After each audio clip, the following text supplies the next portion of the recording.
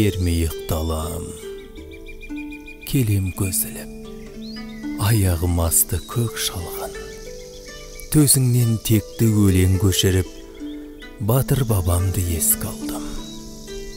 Көгімде менің қалықтап ұшқан, кереге қанат құранғыз, шетінен шешен алып данышпан, бабаларыма мың алғыс. Бозарып атқан бозалатаңнан боз торғай үнін естеймін, ұлдары ұлт боп қазақ атанған, еңісте тұрған ескүйдің. Керілген керім кербез даламда, көлімде есен, тау аман, жусанын желпіп жел қозғағанда, жұпараң қиды ауадан. Домбыра далам, тоғыз пернелім, шанағы шерлі мұң сіңген, қоңыр төбелі қобыз кеуделім, момын молалар күрсінген.